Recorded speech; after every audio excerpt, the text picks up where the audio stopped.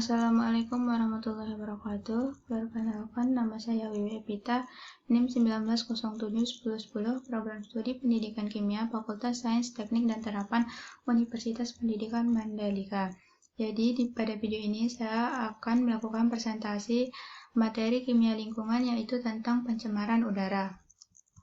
Pada materi ini saya akan membahas dua topik, yaitu topik yang pertama yaitu tentang parameter kimia udara, dan topik yang kedua yaitu tentang dampak kesehatan lingkungan akibat pencemaran udara. Langsung saja untuk topik yang pertama, parameter kimia udara.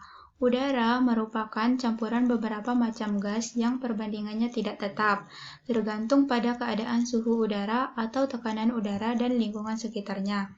Kemudian yang ke A yaitu komposisi udara. Komposisi utama adalah nitrogen sebanyak 78,09%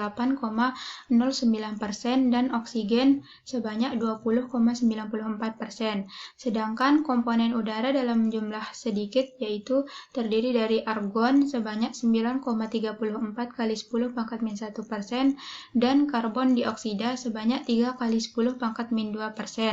Adapun komponen dalam jumlah yang sangat sedikit meliputi neon, helium, metana, kripton, xenon, hidrogen, karbon monoksida, nitrogen monoksida, oksigen, nitrogen dioksida, amonia, dan SO2.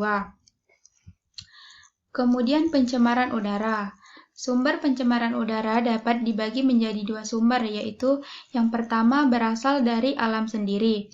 Pencemaran udara yang berasal dari alam relatif kecil, yaitu 5%. Contoh yang sering terjadi adalah kebakaran hutan yang diakibatkan oleh teriknya matahari, gunung meletus yang menyemburkan debu vulkanik, dan sebagainya. Kemudian yang kedua yaitu akibat aktivitas manusia. Pencemaran udara terbesar dilakukan oleh aktivitas manusia dengan persentase 95%. Secara umum, yang mengakibatkan proses terjadinya pencemaran udara oleh aktivitas manusia dibagi menjadi 3 kategori, yaitu yang pertama attraction atau gesekan, yang kemudian yang kedua vaporization atau penguapan, dan yang ketiga yaitu combustion atau pembakaran. Kemudian yang ke C yaitu parameter gas. Yang pertama yaitu parameter gas. Salah satu pencemaran udara dapat berupa gas, yaitu yang pertama belerang dioksida, karbon monoksida, karbon dioksida, nitrogen oksida, hidrokarbon, ozon, klorin, dan timbal. Kemudian parameter partikel. Yang pertama yaitu das. Debu merupakan campuran dari berbagai senyawa organik dan anorganik, serta melayang di udara. Partikel padat berdiameter 5-100 mikron. Kemudian yang kedua yaitu PUM. Partikel padat yang berdiameter antara 0,1 sampai 1 mikron yang terbentuk akibat pencairan benda padat. Yang kemudian yang ke C atau ketiga yaitu mist. Partikel zat cair yang melayang-layang di udara dengan diameter lebih besar dari 100 mikron. Yang kemudian yang keempat smoke. Partikel padat hasil pembakaran yang berdiameter kurang dari 1 mikron.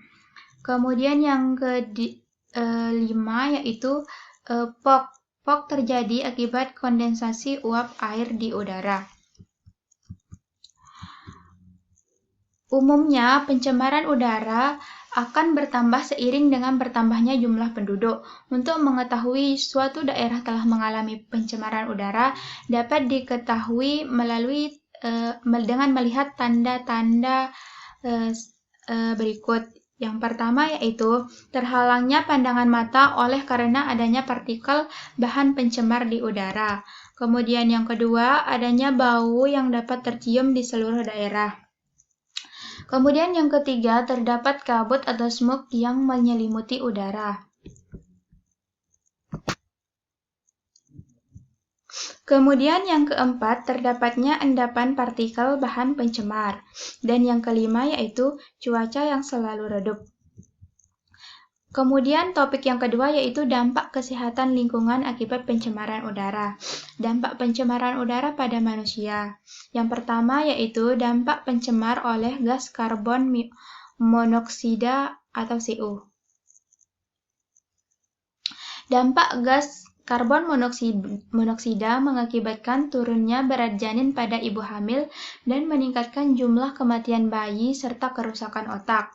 Gas karbon monoksida mudah terikat dengan hemoglobin darah mengganti posisi oksigen atau COHB. Bila COHB terhisap masuk ke paru-paru, mengakibatkan fungsi vital darah sebagai pengangkut oksigen terganggu.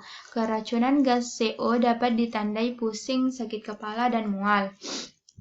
Kemudian yang kedua yaitu dampak pencemar nitrogen oksida. Gas nitrogen monoksida dan gas nitrogen dioksida keduanya mempunyai sifat berbeda dan sangat berbahaya bagi kesehatan. Gas nitrogen monoksida pada konsentrasi tinggi menyebabkan gangguan pada syaraf. Bila keracunan terus berlanjut mengakibatkan kelumpuhan. Sedangkan gas nitrogen dioksida 4 kali lebih berbahaya daripada gas nitrogen monoksida. Organ tubuh yang paling peka terhadap gas nitrogen dioksida adalah paru-paru. Apabila membengkak, menimbulkan sulit bernapas yang dapat mengakibatkan kematian dan juga menyebabkan iritasi pada mata. Kemudian yang ketiga yaitu dampak pencemar belerang oksida. Akibat yang ditimbulkan oleh gas belerang oksida sangat mengganggu kesehatan manusia. Adapun gangguan yang ditimbulkan adalah gangguan sistem pernapasan karena gas belerang oksida yang mudah menjadi asam menyerang selaput lendir pada hidung, tenggorokan, dan saluran pernapasan yang lain sampai ke paru-paru pada konsentrasi 1-2 ppm. Bagi orang yang sensitif, serangan gas belerang oksida ini menyebabkan iritasi pada bagian tubuh yang terkena langsung. Kemudian yang keempat, dampak pencemar hidrokarbon. Hidrokarbon dalam jumlah sedikit tidak membahayakan kecuali dalam jumlah banyak di udara dan tercampur dengan bahan pencemar lain maka sifat toksisnya. Polyoxylic aromatic hidrokarbon atau PAH dapat membentuk sel-sel kanker bila terhisap masuk ke paru-paru. Dan PAH bersifat karsinogenik. Toksisitasnya hidrokarbon aromatik lebih tinggi daripada hidrokarbon alisiklik. Dalam keadaan gas hidrokarbon dapat menyebabkan iritasi pada membran mukosa dan menimbulkan infeksi paru-paru. Kemudian yang kelima yaitu dampak pencemar partikel. Partikel pencemar udara dapat menimbulkan berbagai macam penyakit saluran pernapasan atau pneumokoniosis. Salah satu efek yang ditimbulkan dari polutan partikel terhadap manusia adalah asbes yang dapat menimbulkan fibrosis paru, kanker paru. Kekurangan kadmium menyebabkan kerusakan paru dan kerusakan ginjal. Yang keenam yaitu keracunan Pb atau timah hitam. Akibat pencemaran CO dan Pb dalam tubuh akan menyebabkan terjadinya gejala-gejala sianosis. Akibat kekurangan oksigen, lemas, dan bila keracunannya berat akan menyebabkan pingsan. Kemudian yang ketujuh yaitu klorin. Menyebabkan iritasi kulit, mata, hidung, dan membran glukosa. Gas ini dapat menyebabkan iritasi paru-paru. Waktu inhalasi 30-60 menit pada konsentrasi 2,5 mg/L atau 8.333 ppm. Dapat menyebabkan kematian, keterpaan, atau konsentrasi yang rendah menyebabkan mata, atau tenggorokan terasa tersengat atau terbakar. Iritasi pada bagian hidung kadang bisa menyebabkan sakit kepala, bisa menyebabkan muka menjadi merah, bersin, batuk, sakit kepala, dan kehilangan suara. Kemudian yang ke-B yaitu dampak pencemaran udara pada lingkungan. Yang pertama yaitu hujan asam. Bahan polutan bersifat asam akan menyebabkan terjadinya hujan asam.